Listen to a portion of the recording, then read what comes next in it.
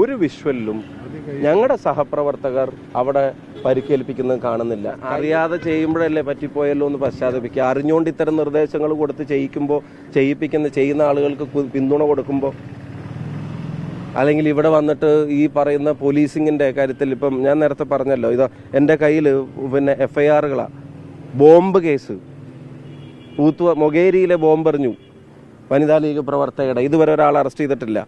മണിയൂരിൽ വിഷ്ണു എന്ന് പറയുന്ന ഇപ്പോഴത്തെ കോൺഗ്രസ് പഞ്ചായത്തുമാരുടെ വീട്ടിലേക്ക് ബോംബെറിഞ്ഞു, ഇതുവരെ ഒരാൾ അറസ്റ്റ് ചെയ്തിട്ടില്ല.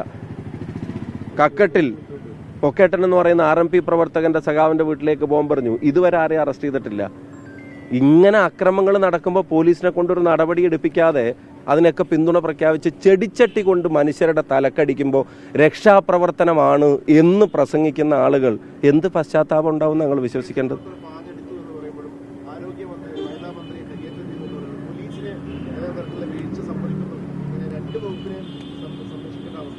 അല്ല, അതിൽ രണ്ട് കാര്യം. ഒന്ന്, അതിനിപ്പോൾ പാഞ്ഞടുത്തപ്പോൾ പോലീസ് തടുത്തു എന്ന് പറയുന്നത്, അല്ലെങ്കിൽ തടുത്തില്ല എന്ന് പറയുന്നില്ല, അങ്ങനെ ചെയ്തിട്ടില്ലല്ലോ.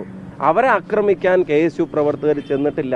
ഒരു പാർട്ടി സെക്രട്ടറിയൊക്കെ പത്രസമ്മേളനം വിളിച്ച് കേരളത്തിൽ പറയാം, പട്ടാപ്പകൽ റെയിൽവേ സ്റ്റേഷനിൽ മന്ത്രിയും 10-35 പരിവാരങ്ങളും കൂടെ പോകുമ്പോൾ 4 പോലീസുകാർ എന്നിട്ട് മന്ത്രിയെ വധിക്കാനായിരുന്നു പ്ലാൻ എന്നൊക്കെ പത്രസമ്മേളനം നടത്തി അങ്ങ് പറയാം. ഇവര് ഹോൾസെയിലായിട്ട് കേരളത്തിലെ ജനങ്ങളുടെ സാമാന്യ ബുദ്ധിയെ, അല്ലെങ്കിൽ കേരളത്തിലെ ജനങ്ങളെ വിഡ്ഢികളാക്കരുത്.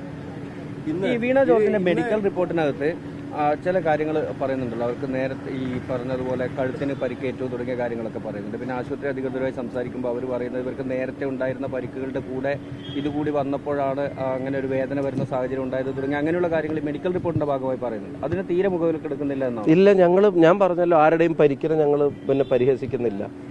പക്ഷെ ഒരു കാര്യം, ഞങ്ങൾ മൂലം ഉണ്ടായതല്ല എന്നുള്ളത് അവർ തുറന്നു പറയാൻ തയ്യാറാവണം.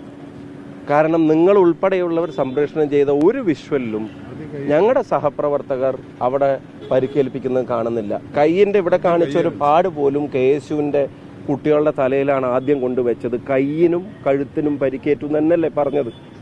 ആ കയ്യിൻ്റെ പരിക്കിൻ്റെ അല്ലെങ്കിൽ ആ പാടിൻ്റെ വിഷ്വൽ പിന്നെ അതിൻ്റെ മുമ്പുള്ള 2-3 മണിക്കൂറിലെ പ്രോഗ്രാമും വേറെ ജില്ലയിൽ നടത്തിയ പ്രോഗ്രാമിലൊക്കെ അത് പുറത്ത് കാണിച്ചിരുന്നു. അപ്പം അതുപോലും ഞങ്ങളുടെ തലയിൽ കെട്ടിവെക്കാൻ നോക്കിയാൽ അവർക്ക് ബഹുമാനപ്പെട്ട ആരോഗ്യമന്ത്രിക്ക് പരിക്കുണ്ടെങ്കിൽ തീർച്ചയായിട്ടും അത് ചികിത്സിക്കണം, അതിനകത്തൊന്നും ഒരു സംശയമില്ല. പക്ഷെ ആ പരിക്കിന്റെ ഉത്തരവാദിത്തം ഞങ്ങളുടെ തലയിൽ കൊണ്ട് വെക്കരുത്.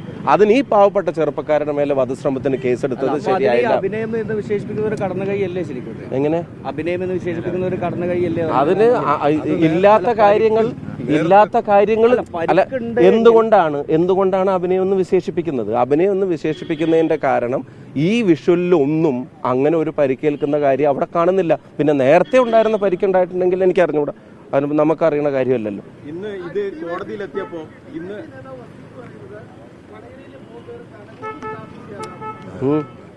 അവരുടെ ബോംബേറിന്റെ അവരുടെ ചെയ്തികളിൽ എല്ലാത്തിന്റെ ഉത്തരവാദിത്വം കനകോലുവിന്റെ തലയിൽ കെട്ടിവെച്ചിട്ട് ഇനിയിപ്പം ഇത് എത്ര ഓഫീസുകൾ തകർത്തു. DYFI വേറൊരു കാര്യം ആലോചിക്കണം. അവരുടെ കൂട്ടത്തിൽപ്പെട്ട് ഒരുത്തനെ, ഒരു SFI നേതാവായിരുന്ന ഹർഷോയെ ഒരുത്തൻ നെഞ്ചത്തും കഴുത്തിനും തലയിലൊക്കെ പിടിച്ച് മുഖത്തൊക്കെ പിടിച്ച് തള്ളിയിട്ട് ഒരു BJPയുടെ കൊടിയുടെ അറ്റം പോലും കീറാനൊന്നും ഒരു ആഹ്വാനവും DYFIയുടെ ഭാഗത്തുനിന്നുണ്ടായിരുന്നില്ല. ഇപ്പൊ BJPക്ക് നോവരുതെന്ന് നിർബന്ധമുള്ള DYFI ഇല്ലാത്ത ഒരു അക്രമത്തിന്റെ കഥ KSU പ്രവർത്തകരുടെ തലയിലിട്ടിട്ട് കേരളത്തിലുടനീളം അക്രമം നടത്തിവിടുക. ഇവിടെ പാർട്ടി ഓഫീസ് കത്തിച്ചതാരാ? ഇവിടെ സ്തൂപങ്ങൾ തകർത്ത ആരാ? DCC ഓഫീസിന് കല്ലെറിഞ്ഞ ആരാ? നിങ്ങൾ കണ്ണൂരിലെ മാധ്യമ പ്രവർത്തകരുണ്ടായിരുന്നില്ലേ? കനകോലുവാണോ DCC ഓഫീസിന് കല്ലെറിഞ്ഞത്? ഇന്ന് ഈ കേസ് കോടതിയിലെത്തിയപ്പോൾ, ജാമ്യ ഹർജി കോടതിയിലെത്തിയപ്പോൾ CCTV ദൃശ്യം ഹാജരാക്കണമെന്ന് നേരത്തെ മജിസ്ട്രേറ്റ് പറഞ്ഞിരുന്നു. പക്ഷേ ആ CCTV ദൃശ്യം ഇതുവരെ ഹാജരാക്കാൻ പോലീസ് തയ്യാറായിട്ടില്ല. അതിലെന്തെങ്കിലും ഗൂഢാലോചന സംശയിക്കുന്നു? ഞങ്ങളുടെ വക്കീലിനോട് സംസാരിച്ചപ്പോൾ 2 കാര്യങ്ങൾ പ്രധാനപ്പെട്ട് പറഞ്ഞു. ഇന്ന് ഇൻവെസ്റ്റിഗേഷൻ ഓഫീസറോട് ഇവരുടെ മേലെ ഇത്ര സീരിയസ് ആയിട്ടുള്ള വകുപ്പുകൾ ചുമത്താൻ കാരണമായിട്ടുള്ള ദൃശ്യങ്ങൾ ഹാജരാക്കണമെന്ന് കോടതിയോട് റിക്വസ്റ്റ് കൊടുത്ത് കോടതി നോട്ടീസ് കൊടുത്തിട്ടുണ്ടെന്നാണ് മനസ്സിലാക്കുന്നത്. രണ്ടാമത്തെ താങ്കൾ ചോദിച്ച പ്രധാനപ്പെട്ട ചോദ്യം അത്. രണ്ടാമത്തെ കാര്യം, ഇവരെ കോടതിയിൽ ഹാജരാക്കിയ സമയം നിങ്ങൾ ശ്രദ്ധിച്ചോ? ആ സമയം നിങ്ങൾ ശ്രദ്ധിച്ചായിരുന്നു? വൈകുന്നേരം 3 മണിക്ക് 3:15 അറസ്റ്റ് ചെയ്തിട്ട് പിറ്റേ ദിവസം 24 മണിക്കൂർ വരെ സമയമുള്ളപ്പോൾ കോൺഗ്രസ് നേതാക്കന്മാരോട് ഞങ്ങൾ പിറ്റേ ദിവസമാണ് കോടതിയിൽ ഹാജരാക്കുന്നതെന്ന് പറഞ്ഞിട്ട് പുലർച്ചെ 3 മണിക്കോ 4 മണിക്കോ ഒരു സത്യം പറഞ്ഞ ഒരു ലീഗൽ എയ്ഡ് പോലും ഇല്ലാത്ത സമയത്താണ് ഇവരെ കൊണ്ടുവന്നിട്ട് കോടതിയിലേക്ക് ഹാജരാക്കുന്നത്. അങ്ങനെ രഹസ്യമായി ഇവരെ കടത്തിക്കൊണ്ടുപോകേണ്ട കാര്യം എന്തായിരുന്നു? തീവ്രവാദികളൊന്നും അല്ലല്ലോ. രഹസ്യമായി കടത്തിപ്പോണ്ട കാര്യം എന്തായിരുന്നു? അപ്പം പോലീസ് ഇതിനകത്ത് എല്ലാം CPM-ന്റെ തിരക്കഥക്കനുസരിച്ച് പാർട്ടി കൊടുക്കുന്ന നിർദ്ദേശങ്ങൾക്കനുസരിച്ചിട്ടാണ് പോലീസ് എല്ലാ പണിയെടുക്കുന്നത്. അതിനൊരു അറുതി വരും. കാരണം ഞാൻ നേരത്തെ പറഞ്ഞല്ലോ, ഭരണമൊക്കെ തീരുമാനിക്കുന്നത് ജനങ്ങളാണല്ലോ. Thank you.